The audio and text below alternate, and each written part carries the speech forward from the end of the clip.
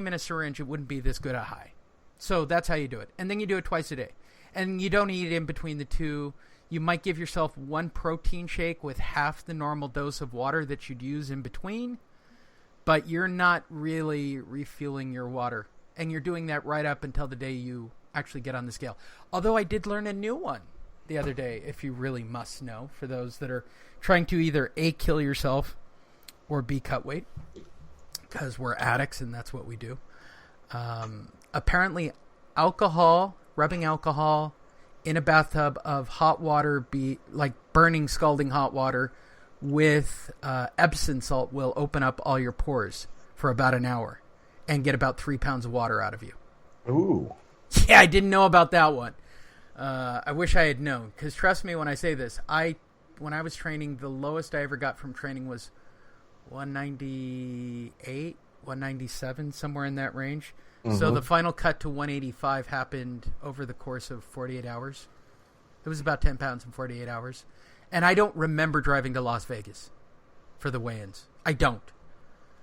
And here's typical addict. You'll appreciate this. Here, I'm going to tie this in for being an addict for all of you guys listening. So what do you do when the doctor says, hey, do you have any problems with your memory or your vision? Now, I'm watching legitimate kids who've cut weight just like me tell the truth. Come to me, the experienced addict. What do I say? No. Like shortness of breath, dizziness, memory loss, like all the things from heavy weight loss. They're asking the kids, and the kids are being honest. Can you believe that shit? I looked at him like a good addict and lied. No, I don't have any problems. I walk around at this weight. That's why all this extra skin's hanging off of me. This is completely natural. Feel free to enjoy that. Mm-hmm. So, back to topic and elitism. I don't even know how we got onto a drug-addled addiction talk of weight loss. Do you even remember why you asked about weight loss? Yeah, because I want to lose weight. You have to do it the real way. Take Brazilian Jiu-Jitsu. You'll drop it. If you don't fall apart into pieces. I went to yoga meditation last night. I slept through the whole night, which is a first in many months. But I woke up so my left side of my body is wrenched. I kinked my neck while I was sleeping. So I don't think I could take Brazilian Jiu-Jitsu in the condition I'm in right now if I can't take meditation bowls, yoga or whatever, bowl meditation. I kind of agree. There wasn't even yoga in there. Here's an interesting thing, and I was just thinking about this, right? So how come somebody hasn't been industrious and done like a cycling AA class? I see money here for the recovery world.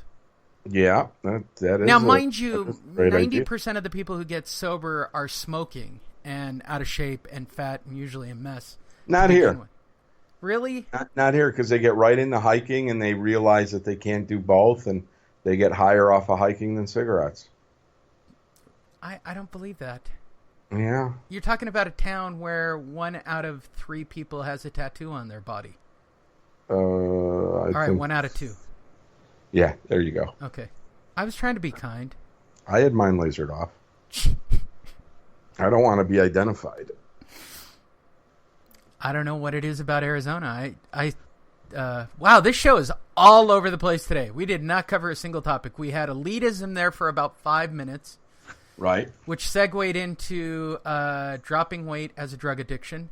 Right. Segued into, hey, live your dreams and do whatever the fuck you want to do because that's why you got sober. Into, tattoos. That's its own little addiction. That's an addiction. It is an addiction. Yeah. All right, so here's the question. Here's the $1 million question. Okay. Let's get serious. Back to elitism. That 15-minute segue. Yes. Let's talk back about elitism. Okay. How should let's say that I decided to go back to meetings today for whatever. Okay, can you define elitism for our younger listeners? All right. For all of you who don't have any time, and you guys look across the room and you see that guy, the guy who claims to have all the answers, the guy who seems to have all the candles on the cake, the guy who seems to be sponsoring all the people at the meeting. For you women, you see that ugly old hag across the room who seems to sponsor all the women. And by the way, they're all ugly hags who sponsor the women. You know why? Because they're not getting laid. I'm just going to say it for the room, okay? They're angry, they're ugly, and they're married, and they sponsor all the women, and that's what really fucks up all the women in the room. Do I sound bitter on this topic? No, not really. Not Did yet. I nail it, though? Did I nail it? Yes. No, yeah, you're in there. By the way, that generalization for anybody who wants to be angry with me is so fucking true. And by the way, she's got more issues than all the women she sponsors. And she's sponsoring all the people. I said this once when I spoke, and people were up in arms. I don't understand how people sponsor other people when they've got major fucking issues. I do not understand it. That is, I know this about me. I got major fucking issues. I shouldn't be sponsoring anybody because I will tell somebody to go sit in a sauna until they don't feel like drinking. Could probably kill them. So, for all of you listening, that ugly woman who sponsors all the women, or that guy who has all the questions, or is all the answers, or not all the questions. All the answers. My favorite, though, if you go to copy, it'll be that woman or that guy, and everybody sitting around that one individual waiting for honey to leak out of their mouth so that they can lick it up and suck on their on the taint of that individual. That's the person I'm talking about. How'd I do? Taint. You said taint. I did. I got taint in this week. We should have a list. Right. I mean, I would ask for emails, but 20-minute build-ups to just say taint. Taint. This week's word, the secret word, for those of you that are using this as a drinking game, the word taint. You're right, taint. Yeah. If you're listening and you see me at a meeting, just say, hey, taint. That'll be our secret handshake code. That's the secret code. I listen to the show. Hey, taint. Black, white. That's freaking awesome. All right. That's elitism. Okay? And it's those people specifically. Holier than thou. Holier than thou that will smoke and drink and be the first one to tell you, it's closed mating. Right. Shut your ears and open your mouth. Shut your mouth and open your ears. Right. Yeah. Too much AA, not enough life. Shut your mouth. Open your ears. You don't know shit. Sit down. That person. Him, her. Yeah. When it's a her, it's just an awful, fat, sloppy mess of a her. Just awful human being. Just what a fucking mess. In my opinion, they have the most issues. They seem to sponsor the most people. And in my humble opinion, as a neutral observer, as someone who does not go to meetings, did I qualify it? They are predominantly the reason I don't like to go to meetings. Because, as my sponsor told me before he passed away, if nobody in that room is sharing about recovery, then you better be sharing a word about recovery. That's fantastic. But the guy who should be leaking, or her who should be leaking recovery out of their mouth, is sharing drivel about their fucked up life. Or sharing about shit nobody cares about. Sorry. I was on a rant. How'd I do? You did good. All right. That person. It is, I would say, of the top 5 things that I don't go to meetings over, that's number 2 or 3. I mean, it occupies a couple of categories for me. They also seem to be the ones, in my opinion, that will be the first ones to cheat on their spouse for a good deal. They're usually smokers. They're usually heavy coffee drinkers. They're fucked up people. And why shouldn't they be? They're alcoholics and addicts. I get that. They are what they are. But boy, are they fucked up people. Shut up! Shut your mouth! Keep your ears open. You can't share. Who the fuck are you to decide? I heard once in early recovery, this one, somebody was asked to lead a meeting, right? And he's doing his spiel, and it's a brand new person who doesn't know shit. Somebody, that's not the way you're supposed to do it. Shut the fuck up. You don't know. Are you his sponsor? That's what he's decided to do. Fuck. Let it go. Tell him after the meeting. Shut the fuck. Like, don't embarrass somebody. Nothing worse than being embarrassed while you're at a meeting. It seems pretty fucked up to me. Those people. I don't know. Let me give you my experience on the topic. Since I got sober when the dinosaurs roamed the planet. How about you shut the fuck up and die? Okay? And then this will be a fun meeting to go to. And I'll be happier. Whoa, and relapse is a part of recovery. You just haven't hit a bottom. Okay. Here's an idea. Why don't you take a gun and blow your head off?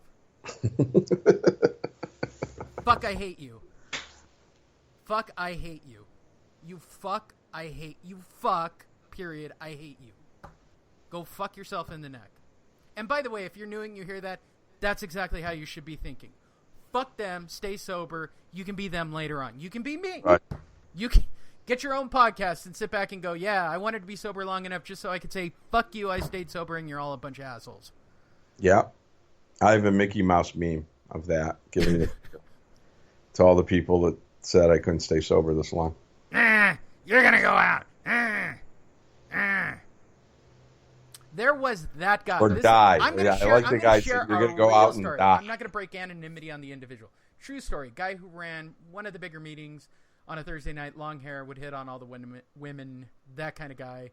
Mm-hmm. Kind of stuck in the 70s. No, I'm stuck in the 80s. You can't speak here. You just don't, you don't have your shit together. That guy. Went out, fucking got too high, couldn't handle his shit, and killed himself. Now, I'm happy about that. Does that make me a dick? Yes, it does. Yes. But can I use it as a little piece inside of me to keep me sober? Yes, actually, with a smile on my face. Yes, yep. I've got to be perfectly honest. Every time I think about drinking and using, I think about him. And it makes me happy. Got to be honest. For every person who's stuck a gun in their mouth and blew their head off, if you're not using it as part of your recovery... Oh, you don't know. You don't know what it's like to be me. Fuck. Die. And then they do. I feel bad for about a day. I got to be honest. About a day. But I think they're happier when they do blow their heads off. Does that make me a dick too? I don't know. Does it? I think it does. People are listening to this. What an asshole. I think. I would think, if I listened to me, I would think people think me a raging asshole. Or they don't get me. Probably they don't get you. Well, certainly not the hot women. Or both. Again, in my long-standing quest of the hot women who don't get me.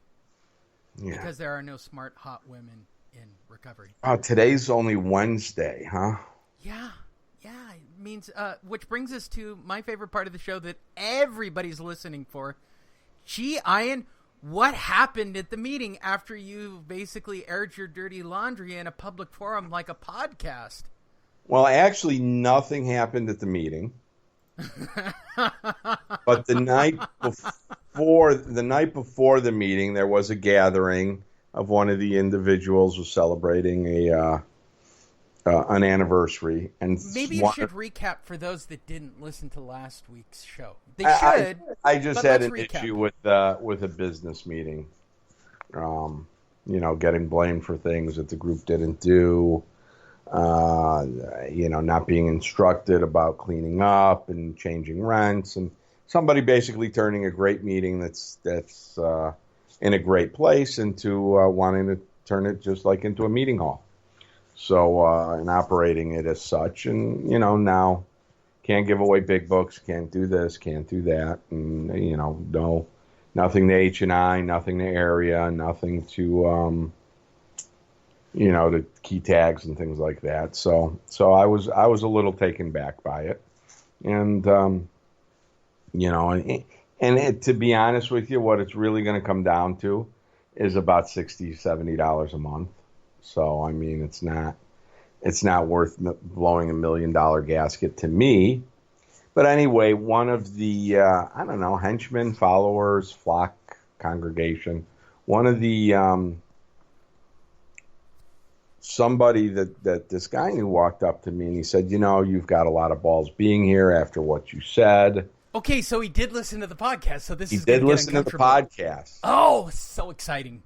But he's listening right now. But he wasn't there at the business meeting. Yes, he's probably listening again too, right? He's probably listening again. Oh my God, this is so exciting. But this will let him off the hook that he's